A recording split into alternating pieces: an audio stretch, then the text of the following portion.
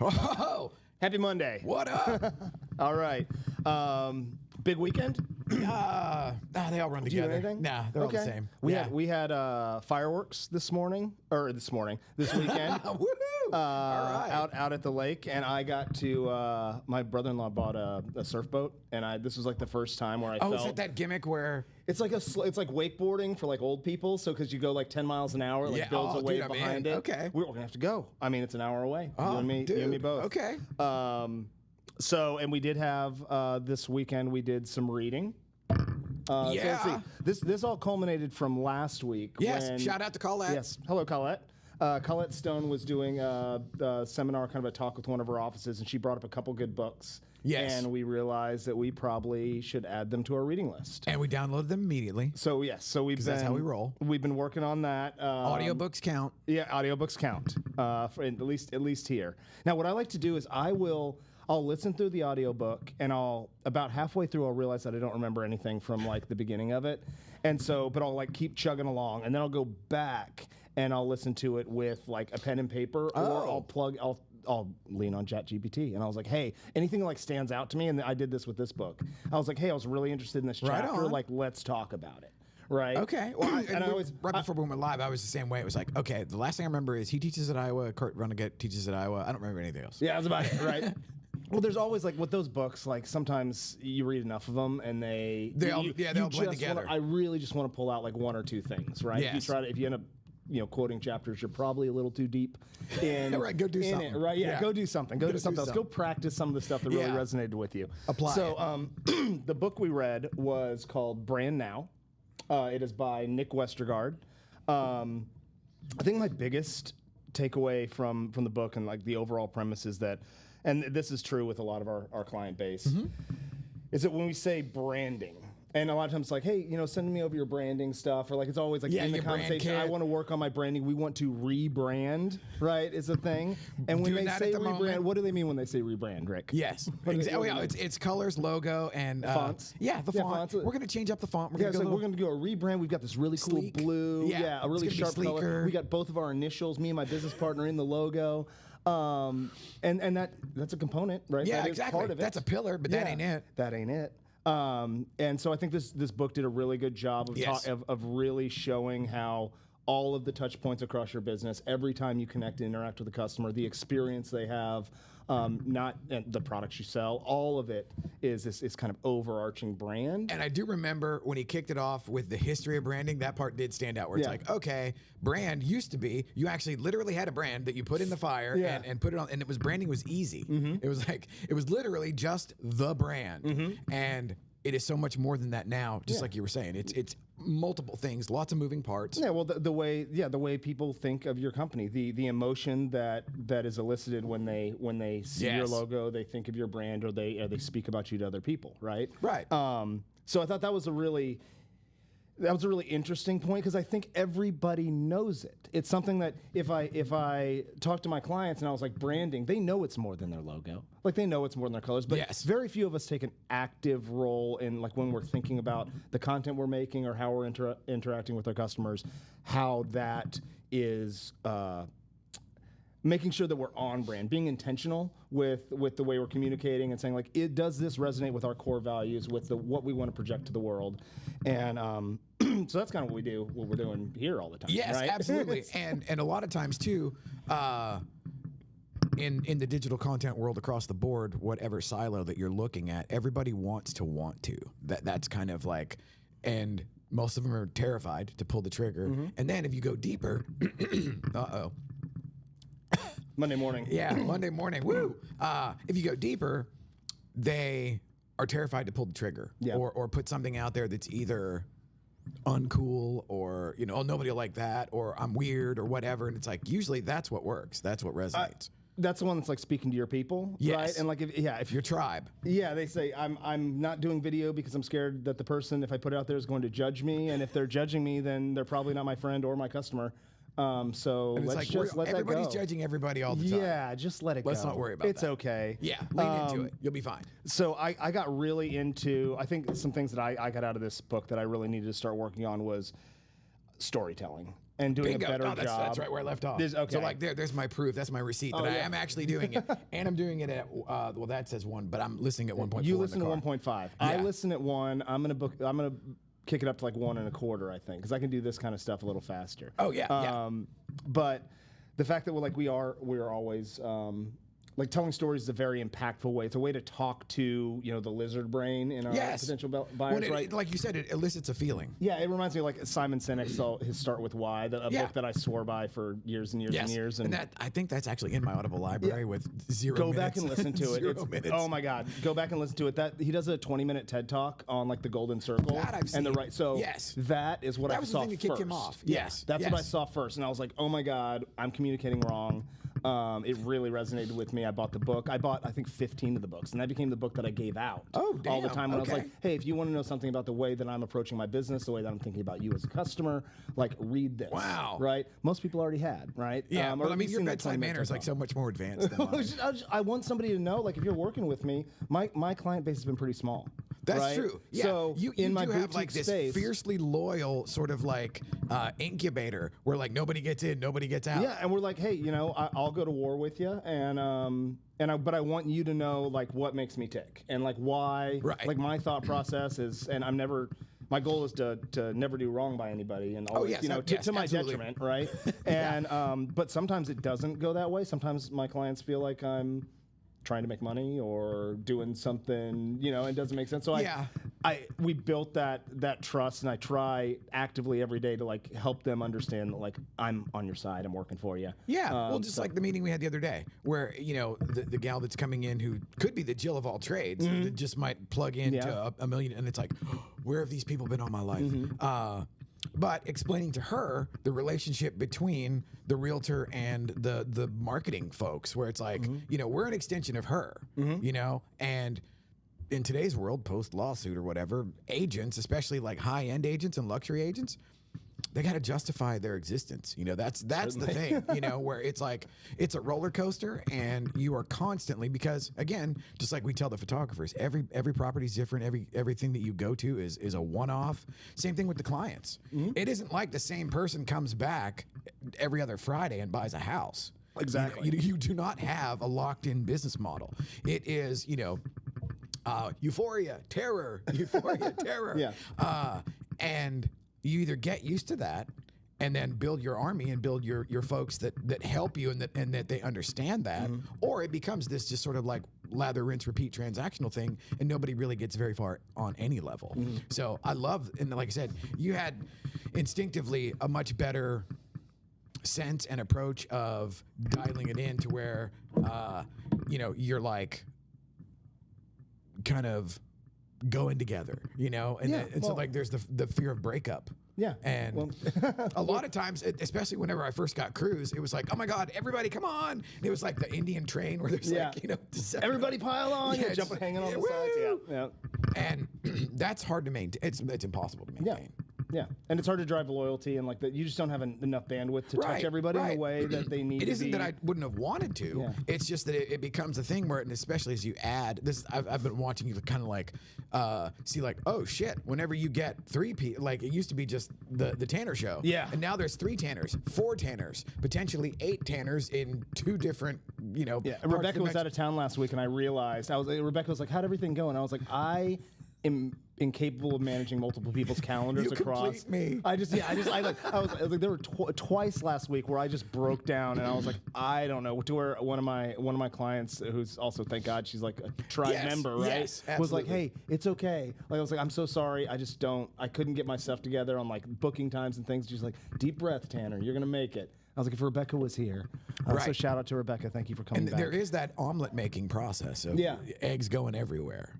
Yeah. And I think now, thankfully, we are past the where the kitchen's blown up. And we're tweaking the knobs. Yeah, and like But, we're yeah. figuring out the best ingredients for the omelet. And like we got guys like Austin who come in and they're like, oh shit, where's this guy been? Yeah. And dialing in the lights, dialing in all of that. And there's a subtle aspect of branding to all this. Yeah, of where- course. Yeah, this is Brandon. This is what we're doing here. And I mean, oh yeah. Speaking of, just in tribute to the topic today, I actually You are wearing a Studio USA yes, shirt I have today. one. Yeah, I have okay. one that isn't like totally washed out, wiped out, and just jacked up. And I'm bougie AF, so like I get my laundry done. Okay. And the reason being is during mid-COVID, my washing machine died, and it was like one of those high-efficiency things that I hate those shitty things. It's like I want 50 gallons of water, and I want Give me the old drum. Yeah, There used to be an yes. appliance store in Dallas called the Used Appliance Store where they would completely Branding. renovate those 90s yes, oh my washer god, dryers, and the let me direct pour a drive gallon ones. of bleach in there on my whites. Dude, they wouldn't break. I think I bought a pair for like $550, and you could roll it down a hill, and it would just keep trying. I mean, Nuke like the fridge, literally, like, it Indy. doesn't break. They don't make them like they used to. Planned obsolescence is. And yeah, so is like mid-COVID, my the world is upside down, and my washing machine breaks. And so, oh well, now I have a quest. Now I have a thing to do. I replaced everything in there other than the motor, which the thing weighs like a Volkswagen or whatever. So I'm not doing that. But I replaced the switch. I replaced the circuit board. I replaced all these little gimmicks and stuff, and it still never works. Meanwhile, with all my Amazon back and forth and everything, I've got like a month's worth of laundry. It's just this just teetering, piling up. yeah, nightmare. Now, do you use a service that like you like pay by the pound and they fold it? Yes. So when we were in DC, it was Life cheaper changer. for us. Yeah, because we were living in a condo. It was like paid laundry type of thing. Yeah. Just very urban environment. Yeah, oh my God, yeah. Yeah, it was cheaper for us to go have our laundry. Like we drop it off and they fold it and they give it back and you pay by the Yes. pound. That was, I mean, it was eye opening when I was like, hey, it costs less money, less work. Okay. Yep, and it's not like I'm 7 feet tall, so it's like you know, like one of my pair of jeans. Our laundries, yeah. If I was 6'5", that's like 3 pair. Yeah, you just know? a junior size package, whatever, Right. for me and so, Ray. yeah, but like I went, so that's why I got this. Yeah. It's Nice. clean, it was done, it was folded. Because the other thing is, I will freely admit, I'm workaholic bachelor and I ain't folding shit. Yeah, yeah. But I have a problem where my wife will fold everything, and now we have like this rolly rack that goes from the laundry to the master. So it's got Efficiency. like it's got things to hang, and like so we can roll it in from the laundry room. But that just becomes my laundry shelf, and so now I'm just picking stuff off of there. Like this morning, I came in like I picked this shirt was hanging up, Yep. and my pants and everything. Love it, love so it. Anyway, you were mentioning your quest, and that will bring us back to Oh storytelling yes, absolutely. because that's what we were talking Yeah, about. There was my story of why I'm bougie AF with my laundry. So,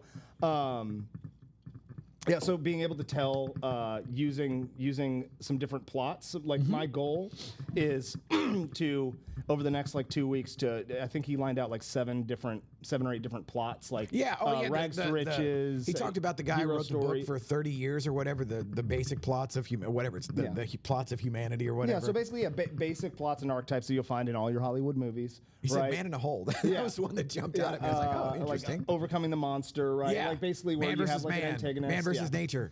Yeah. So I'm going to try to work those types of stories into my next couple weeks of content. Oh, okay. And that's step 1 is just getting comfortable with like playing with the plot.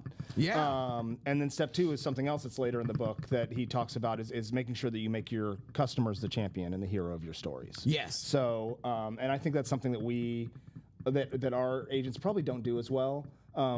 We run around trying to be like, hey, look at me being successful. Yeah. Just listed, just sold, newest listing here. A lot of that check is out. carryover for like either pre or early internet. Yeah. Where because the soup du jour was always just blast out postcards to everybody. I mean, I've lived in my condo now for like 14 years, and I still get weekly postcards from 2 or 3 agents that have been doing it for a decade. Yeah. And it's like, Oh, I still get some that aren't my clients anymore, and I'm like, why are you paying you're to just send me doing this to hurt me. Yeah, you paid 50 cents to stab me in the heart. They're at least $1 minimum now for a decent one. I was 'Cause saying a forever stamp, but yeah, okay. So, because speaking of branding and marketing, so yesterday I met with Donna and Terry because we do our little weekly get together and everything, and it was always. I'm a huge fan of incorporating data and the brand, and of course they're at Sotheby's, so that has its own baked in data, thing. So we kind of pivot off of like the Sotheby's brand. We can kind of draft NASCAR style behind that, but actually we have this now where I paid for the software that Kohl's data used to be a given at Coldwell Banker, and I loved it where you could go like, okay, give me every house in 75093 that's 1.2 million or over that's owner occupied. And so now I've started to design their marketing campaigns and, by extension, their brand to very narrow bandwidth but wide blast. So I got 1,300 houses in 75093, but that's the next level of a card will go out tomorrow or whatever. But it's very dialed in and very specific. But that's why I know the price. Where I'm like, wow, It's over. It's over $1. Yep. So anyway, that's what I'm going to do. My to start getting more comfortable with my storytelling is to leverage those plots. Now, are you still what doing the thank you previous homeowner? So yeah, so I found, I just did one. So I found, and I'll do a video on it in the next couple days. 'Cause I started recording stuff and I didn't really love the way I was going. But I was doing it hadn't rained in a while. And so my wife comes to me and she's like, hey, the yard's looking kind of yellow. And I was like, we just moved in less than 2 months ago. And I realized that I've never turned on the sprinkler system. We've just had kind of like rain every couple days. Yeah. It's been weird. And so I go out there and I was like, oh no, it's one of those like Wi-Fi. It's not a like turn the knob. Oh my God. I've got to like download the app and get it to turn it all on. It's like when you go in, it's a Twilight shoot, and it's like, okay, there's some sort of I don't know, weird turn the pool 2001, on. yeah, You have to, like, HAL rub your head and pat your 9000, bum and- yeah. to turn the pool light on. It's like that. So anyway, I'm digging around there trying to figure it out, and there's what I think is like an owner's manual like stuffed behind it. And I pull out this piece of paper and unfold it, and it is a complete map of my like a survey that has all of the lines of my sprinkler system, the location of all the heads, how they're all connected, all the solenoids, everything laid out on a map. This previous owner was He goes in the Hall of amazing. Fame, bro. No, like I mean, because now First I'm thinking about what I left for my buyer, because I just sold my house, right? Yeah. And it is not that. I could not tell you where a lot of stuff is, much less. And like, well, my last condo was 800 square Yeah. feet that I lived in the 90s or whatever. But like where I'm at now, that lady, it was nothing. It was Yeah. like she already had moved to East Texas and it had just been vacant. gone, yeah. There's light switches. I still don't know what they go We're to. still. I think I turned on the neighbor's house. I've got one. Like we've got two in the house that I think turn on a plug. Yes. We're working it out. But I Yeah. mean, the hot water heater that he put in the master, the extra hot water heater, genius. the sprinklers, and then the speaker system. Which now he's that wired just the whole- triggered my hot water tank fear. My hot water. The hot heater water's fear. gonna fail. It's gonna Hang fail. in one Yeah. more day. Come One of these on. days. You should proactively replace it.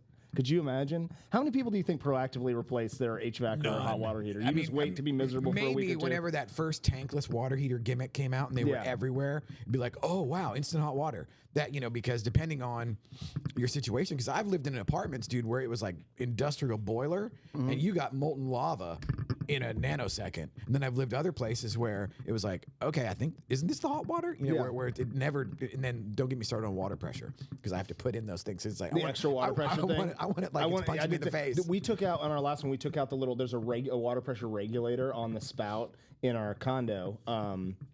Which you probably should back in because we have a tenant moving in on tomorrow. Our tenant's moving in tomorrow. So Damn. yeah, I need to dial that gonna water come up pressure back. bruised. But we don't pay for water in that condo. It's community based on the HOA. Yeah, same. So like I don't care. I'm like very liberal with my shower time. when it's socialized Yes, water. yes. But now, we don't have a tankless. If we had a tankless and free water, game over. Forget about it. It's just Yeah, running. yeah. We were Just go limited get in the by shower, leave it running. I'll be back. It's fine all day. It's yeah. a constant. It's a fountain. Yeah, there you go. It's a water feature. Yeah. Gosh, it's so inconsiderate. Well, I like how you can at least label it. Yeah. So that Where I was just keep it. going. Let's see. The rest of the week. Those are the things I learned about the book. So, Oh, yes, Did yes. you have anything else from Brand Now? I'm just getting into the part where it's about the story, and thankfully, I was at least years ago whenever I first started doing the agent on camera or whatever, I intuited that it's like, okay, it's about them. And I'm pushing them, and I would never mention anything other than maybe tag the company or whatever that I was with at the time in it. And so, like, okay, there's cross-pollination, but I was always trying to promote the agent, not even the address or anything. It was the agent and the broker, and then by extension, everybody else would figure out who did it. Yeah. And that was sort of my MO. But like now, I love the idea of intentional storytelling, and it's interesting because before we officially partnered up, I just had the content machine just like spray. And I'm still kind of there. Like when I just have an idea and I'll do the thing, and like it's good. If you are at that point where you're just like, I'm comfortable turning on the camera and putting together something, awesome, do that. But I'm at the point where I was like, hey, I want to be more targeted, intentional, right, and really intentional. And the way we do things here really helps our clients that are trying to get there but aren't quite there, in the Right. sense that like we can just have a conversation for a while, Yes. and eventually like my passion, my Something good will energy, come my out, yeah. expertise, something's gonna come We out could of pan there. for gold for 30 minutes. Exactly, and Rick's wizard of just like slicing that up, putting captions on Get it, some and nuggets out. Ex- Yes. and just Well, grabbing those that nuggets. Was, that was the early branding, if you will, of the studio here, because at the beginning, there is no identity and there is no, oh, this is what we do, this is who we are. At the beginning, it's just make stuff and, make it as well as you possibly can. And then after hitting the saturation point where it's like, okay, we've been like, this will be 81 weeks.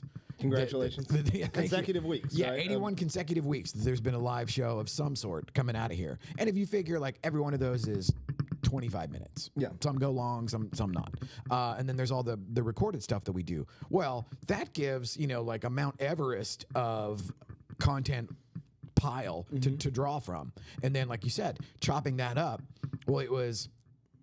The only intentional part was just put it out, Which is great, because I can always say, like, if somebody's like, hey, what do you do? I was like, just pop by our socials. We're doing it all the Right, time. yeah. Like, I don't have to describe it. Like, if Yes. you want to know what your content's going to look like coming through our studio, there's 6 or 7 posts a day coming out. Yes, and I want to say since maybe this time last year, whenever everything was kind of getting a rhythm, 1,000 plus posts on Instagram, 1,000 plus on YouTube. So at the very least, the takeaway would be like they do stuff, Yeah. and then along the way we pick up guys like Austin and everything, and so the quality has been a steady. Yeah. Rise where it's not a hockey stick. It didn't, it was decent. Now we're over here. Yeah, one thing I'm proud of is that we are incrementally improving everything Yes. all the Kaizen. time. And the fact that we are attacking a moving target all the time. Yeah. Right? This shit never sits still. Yeah, so Bruh. the job doesn't sit still. That is one thing that I'm proud of. I have to remind myself sometimes when you get kind of wrapped around the axle and stressed about Fill in the something- blank. Yeah, fill in the blank. Yeah. That you rewind. You're like, hey man, like we're always chasing. Like this isn't stopping. There is no point where we're settled. Right. Like the plane is in the air always, and we will be Yes. filling the gas tank and changing the Yeah, there's mid-air alternator. refuel all the time. Yeah. And I'm super grateful for having Cruz with me, because he's been here with me ever since it was just me and him out of Nikki's office, and there was no studio. And the studio morphed into sort of existence maybe 5 or 6 months later. And then boom, now here we are at 3.5 years of Studio USA actually being a thing. Of course, that first year was just getting my ass whipped in Dallas. Yeah. And it's like I learned I could take a punch. And it is what it is. It's expensive, but the takeaway there is like, okay, everything's going to cost 5 times more than you think it is. It's going to take 10 times longer than you think That's it is. the thing. That's the thing. Yeah. And, so part of the brand on a subconscious level is if you don't suck and you don't quit, you'll be all right. What did I think I texted you. Hold on. I'll pull this up. We were doing an exercise with Colette. And I did. Yes, you actually, no, you did it. Yeah. So shout out again to Colette. She's the marketing director of KW Go. So she is the marketing mastermind and, basically the lady behind the curtain for 5,000 agents and keeps the ball in play. Yes, and then I was. You actually did the X. I Well, was like, trying- teacher's yeah, pet. I don't know if I'm going to be able to dig it up because I can't remember where we You sent it. texted to me in Austin. So we were doing kind in of like the a office. why. Yeah. Because we need to do a better job of all of us giving facts and figures about what we do. We need to stop Yes. doing that and start talking on an emotional level of how we're solving people's problems. Yes, it's not just an equation. It needs to be a story problem. Because we do that too. Like I was like, hey, we can do. When somebody's like, what do you do? I jump right. It's really easy because I know Right. like, hey, we've got cameras and we do video Yeah, stuff. and you've had that conversation 10,000 times. Yes. So I wrote like a blurb. I was saying that like studios say, I help business leaders with the desire to efficiently cultivate and nurture relationships, achieve unrealized levels of visibility and trust through the application of leading market strategies focused on video and authentic storytelling. Bruh.